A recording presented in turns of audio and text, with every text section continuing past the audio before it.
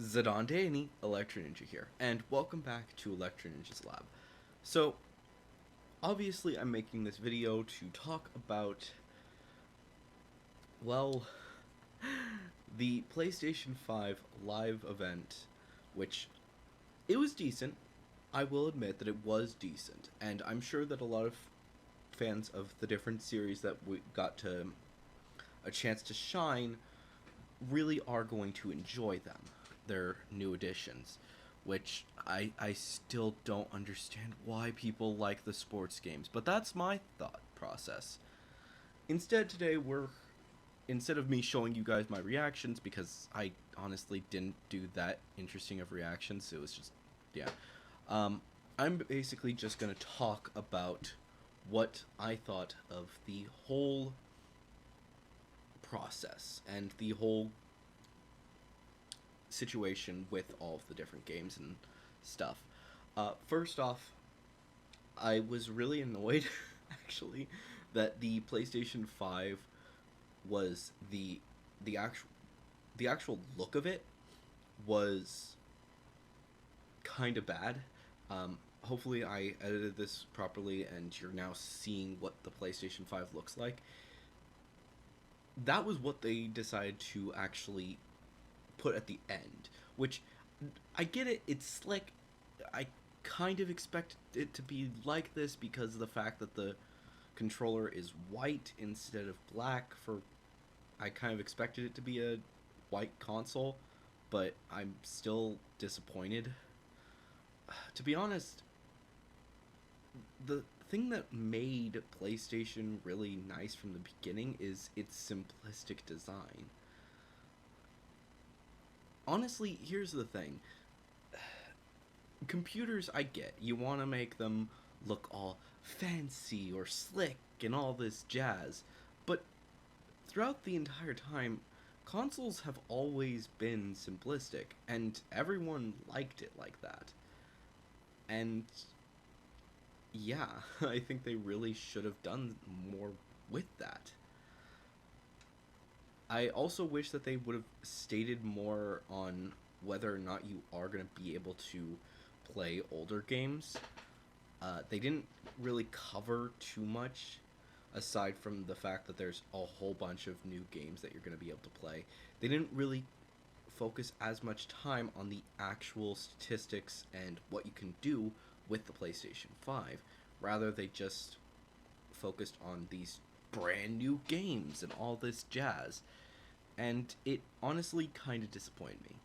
I mean, yeah, they could do. It could be pretty cool to see what all these games have in store for us, but the PlayStation 5 was kind of lacking. But on the bright side, they actually started the whole thing off with a bang, with actually something that I was expecting. I wasn't expecting it to be this specifically, but they did reveal that the Miles Morales Spider-Man game is going to be coming to the PlayStation 5, and I believe that it's going to be a launch title, but they didn't give an actual release date in the trailer. I rewatched it just to be safe, and yeah, uh, hopefully I'm showing you guys some of the footage of that right now. Honestly, it looks really, really cool, and I'm really excited to see what they have in store for Miles's character. It's honestly going to be a lot of fun to get to play around with Miles, as well as to use his special abilities, such as being invisible and the shoulder touch. Sorry. But, yeah. Other than that, there weren't too many games that I was actually interested in. Nothing really continued as far as stories that I was actually interested in. Obviously, Little Big Planet did get its reveal, which is cool, but other things didn't get to shine as much. Such as, we did not get to see uh, anything for Level 5, which I'm actually really disappointed that Level 5 didn't get to give us anything. Bandai also wasn't there, which also is kind of disappointing. Capcom did. get to be there, but they weren't showing off a fighter, which I actually think is kind of interesting. They didn't show a fighter in this, which is the only thing that I absolutely expected that they didn't do. Um, Obviously, like I said, Big Planet and a racing game, a shooting game, a lot of other games, but fighters there wasn't any.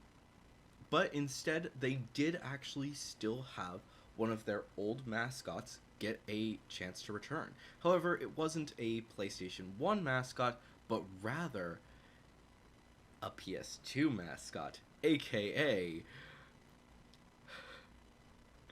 Ratchet and Clank, which is honestly awesome that we get to see them actually get their own original thing for this generation.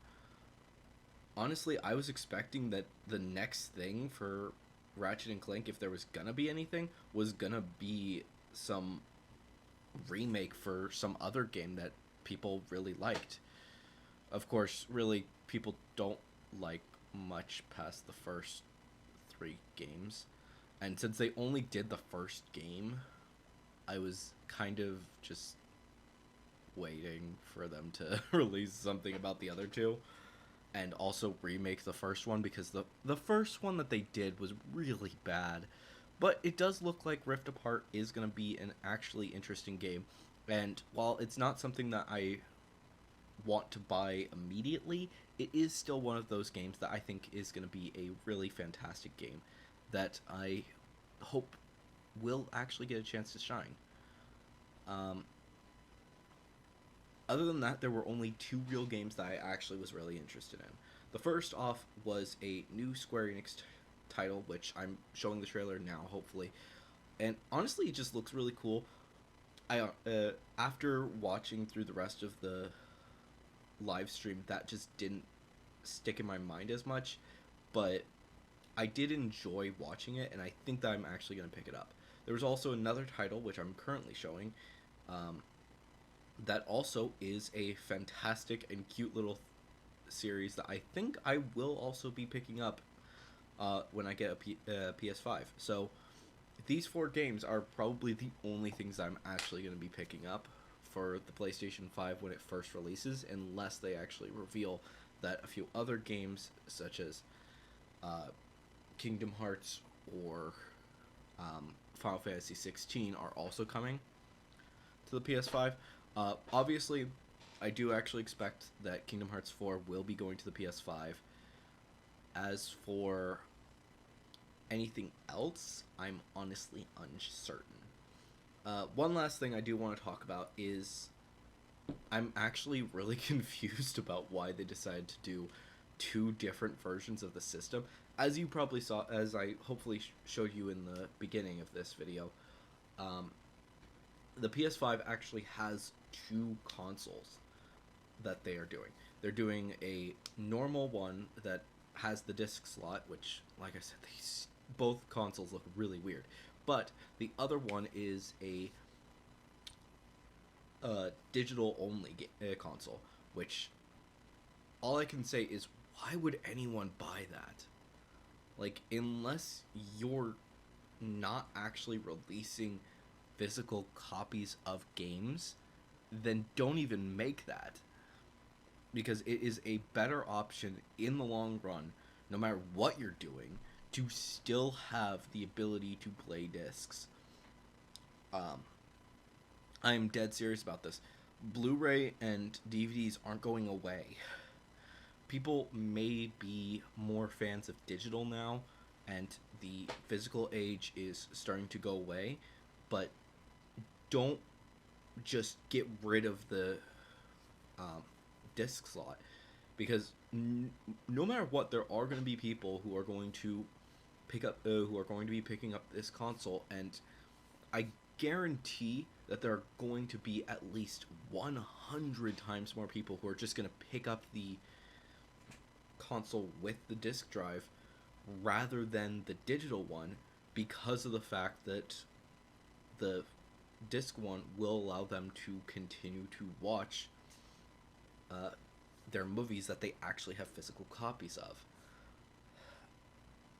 Seriously, I'm getting really annoyed with this frickin' digital age. Stop it, people. Like, why do you think that digital is better than physical? It's not. It really isn't. Sorry, little tangent. But, yeah.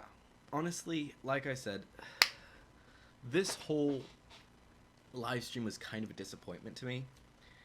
But I do think that people did enjoy it, and I think that some people will really will be really excited to see what these other games have in store. Um, Obviously, there are certain things that I get annoyed about, but it's more of just who I am rather than anything. But anyways, guys, hopefully you've enjoyed this video. If you did, please leave a like, subscribe if you're new, and ring that notification bell. If you have any comments or theories, leave them in the comments below. Make sure to use the hashtag #TheoryReview if you are going to leave a theory. And of course, if you guys want to support the channel even more, then definitely head down to the description and check out all of the links down there. But anyways, guys, I've been Electro Ninja, and I'll see you guys next time. But on!